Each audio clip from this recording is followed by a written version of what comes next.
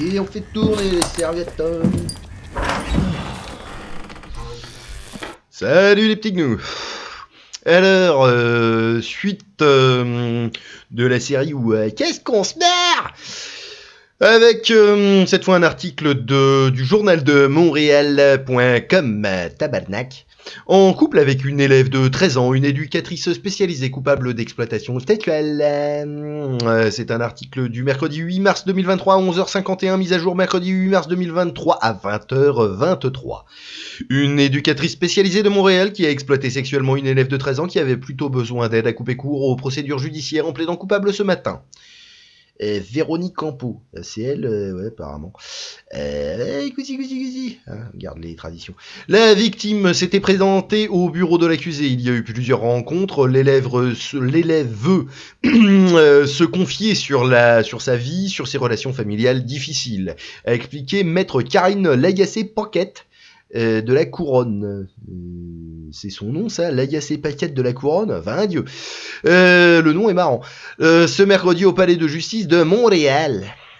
Juste avant, Véronique Campo, 41 ans, plaidait coupable de contacts sexuels, d'incitation à des contacts sexuels, ainsi que d'exploitation sexuelle sur l'élève qu'elle était plutôt censée aider en 2011. Mais à la place, l'accusée avait poussé l'adolescente à développer une sorte de relation intime entre elles. C'est qu'à la suite des rencontres d'aide, Campo et la victime ont commencé à se voir à l'extérieur de l'école située dans la métropole, dont un parc où l'accusée a embrassé la victime sur la bouche. C'était au printemps 2011. À l'hôtel et au camping. Selon le résumé des faits, Campo avait développé cette relation illégale alors qu'elle était avec un conjoint.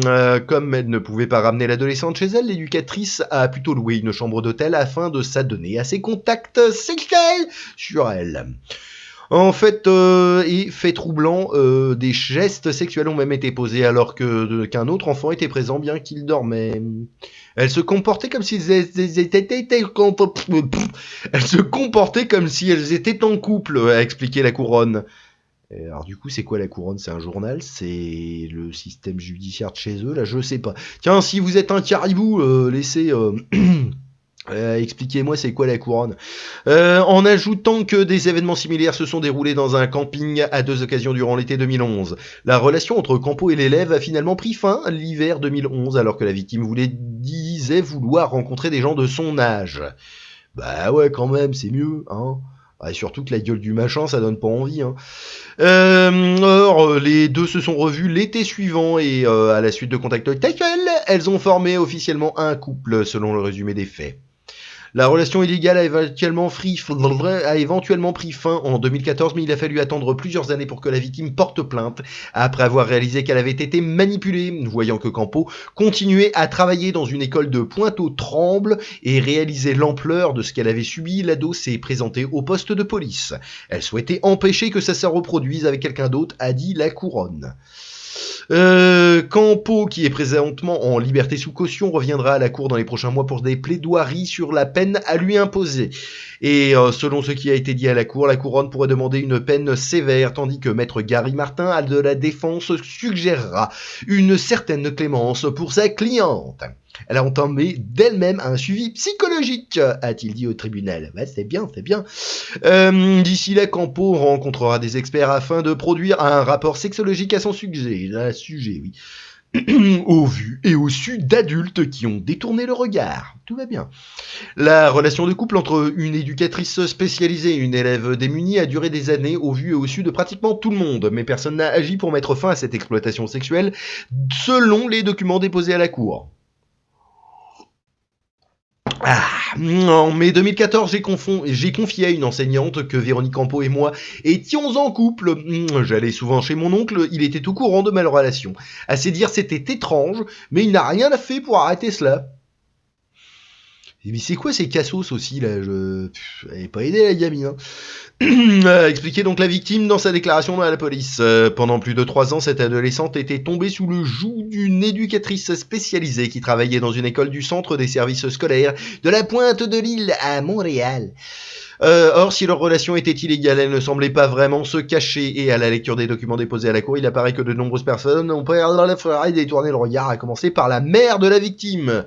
Très bien. Pour la mère, ce n'était pas un scandale, indique le précis des faits. Elle n'était pas du tout dérangée que sa fille ait des relations sexuelles avec Véronique. Tout va bien. C'est que la mère de la victime avait de nombreux problèmes d'argent et que l'accusé la dépannait à l'occasion. Merveilleux, putain de maquerelle. C'est ma fille qui a profité de Véronique crissement. Tabarnak de Chris. Plus que Véronique qui a profité de l'autre. Crissement, c'est crassement chez les caribous, j'imagine. Avait-elle déclaré aux policiers tabarnouche. Des proches de la victime avaient été mis au courant de la situation, mais pas de... À part de dire que c'est pas correct, rien n'a été fait. L'école aussi, eh ben... En fait, leur relation n'était tellement pas tenue secrète que selon la mère, un directeur d'un comité de l'école était au courant que Campo et la victime se fréquentaient à l'extérieur de l'école. Il ne semble pas avoir voulu se pencher sur le sujet.